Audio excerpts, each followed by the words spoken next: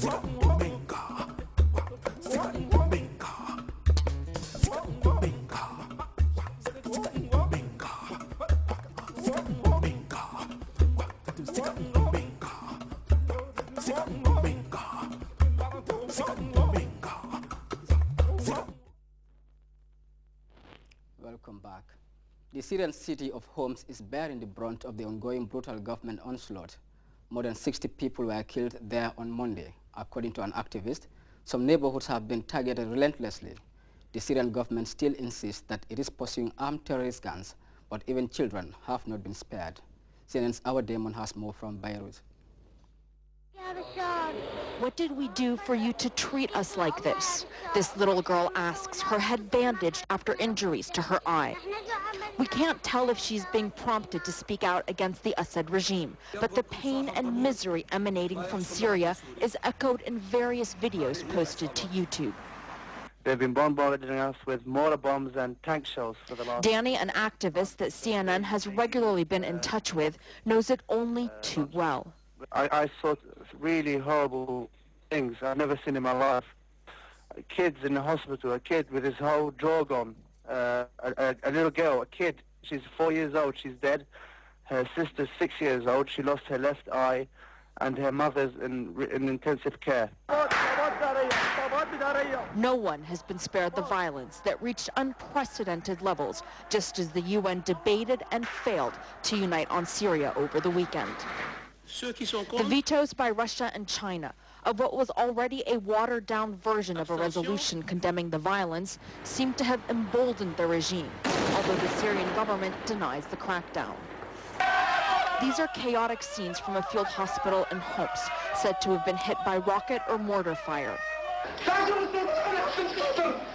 The doctor hysterical as he moves through the injured, pointing to a man whose legs had to be amputated, he says, and another who they were unable to save. This clip was posted from the town of Restan, just outside of Homs. A little girl lies in a hospital bed saying she is scared of needles and scared for Hassan, lying in the bed next to her. You don't know if the rocket's going to come in your living room or in your kitchen. Everyone's becoming used to death here. Blood in the streets. People think our blood is just like water. Many of the videos are simply too graphic to show. This clip also from Homs, a child whose leg has been blown off. No matter how Syria plays out, the suffering will be felt for decades to come. Arwa Damon, CNN, Beirut. The Republican race for the presidential nomination is back today in the United States. Colorado, Minnesota, and Missouri are taken to the polls. And after a clean sweep in Nevada, there is little doubt that Mitt Romney will have a fight in his hands come election time. CNN's Jim Acosta has more from Colorado. Rick Santorum is out to show Mitt Romney what happened in Vegas will stay there, hitting the GOP frontrunner once again on his health care plan in Massachusetts. Specifically, Governor Romney is absolutely incapable of making the case against Obamacare successfully, and therefore greatly damages our ability to be able to win this election. After toiling for weeks in obscurity, Santorum is suddenly seen as the Romney campaign's latest threat. Santorum mostly skipped Nevada to focus on this week's caucuses in Minnesota, Colorado, and a non-binding contest in Missouri. His votes and his behavior in the Congress reflected that drift away from fiscal discipline. In a sign Minnesota could be a tight race, Romney is using the state's ex-governor, Tim Pawlenty, to tear into Santorum's record of backing congressional pet projects. Santorum likes the attention. Just want to say that for the record, as you know, Governor Romney was an advocate of earmarks, number one. But number two, this is typical Romney. Romney's other worry is a wounded Newt Gingrich, who is out for blood. We nominated a moderate in 1976 and he lost. We nominated a moderate in 1996 and he lost. We nominated a moderate in 2008 and he lost. The elite media would love to talk us into nominating another moderate. But the former speaker has problems of his own, with Saturday Night Live turning his proposal for a colony on the moon into a planetary punchline. It's a surprise to see you here, Mitt. As I recall, you found the idea of a moon colony silly back in 2012. But it's Romney who is losing altitude in a head-to-head matchup with the president, trailing Mr. Obama by 9 points in an ABC News Washington Post poll.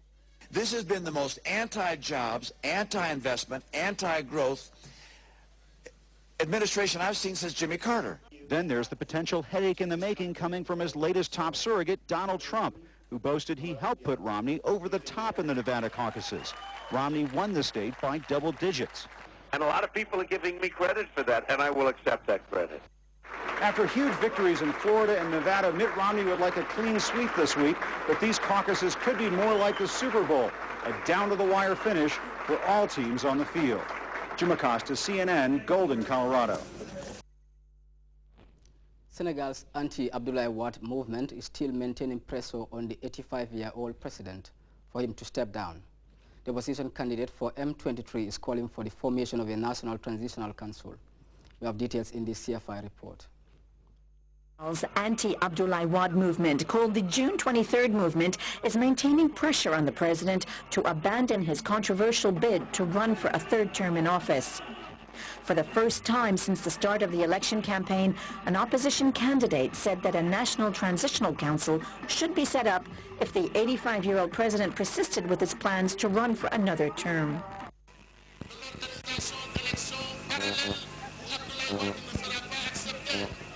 If Abdoulaye Wade persists, we will not recognize him, nor recognize his government.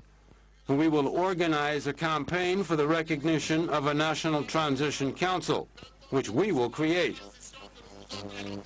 Singer Youssou N'Dour, whose bid to stand in the February 26 election was rejected by the country's top court, does not miss an opportunity to criticize Wade. He was applauded when he called on crowds not to refuse money from anyone wanting to buy their votes. You know the ruling party system. They steal money from the people. If they offer you this money to corrupt you, take it, put it in your pockets, and vote against them. Thousands of opposition supporters marched through central Dakar on Tuesday. It was the third such march organized by the June 23rd movement since the election campaign got underway. Well, from Senegal, there a quick reminder of our headlines. President Jammeh has appointed Keba Toure, Minister of Trade, Regional Integration and Employment, and returned Fatim Badji to the Health and Social Welfare Ministry. The Minister of Finance and Economic Affairs, Mamboure Ndiaye, has launched the $53 million University of the Gambia Faraba Banta Campus project. The M23 candidate bidding to unseat President Abdoulaye Wade in the forthcoming presidential election is calling for the setting up of a National Transitional Council. And Syrian forces have been pounding the flashpoint town of Homs, with heavy artillery reportedly killing as many as 50 people on Monday alone. You are reminded that you can follow those stories and other GRTS programs live on our website at www.grts.gm. There you can also monitor GRTS Radio Live. That does it for this newscast. Thanks for the pleasure of your company. And do stay tuned to GRTS and enjoy our range of interesting programs. Bye-bye.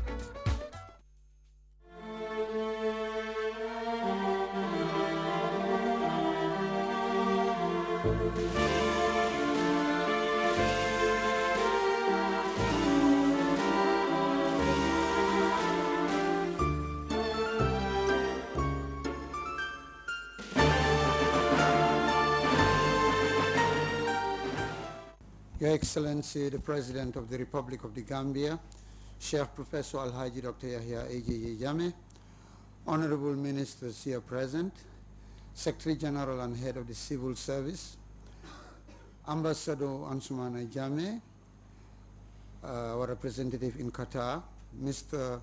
Saud Gandour and Rashad Gandour, Managing Director of Social Security and Housing Finance Corporation, Managing Director of Gambia National Petroleum Company, the Director General of GAIPA, the Director of Maritime and Shipping Services, Gambia Ports Authority, representing the Managing Director, Dr. Jallo of the Gambia Livestock Marketing Association,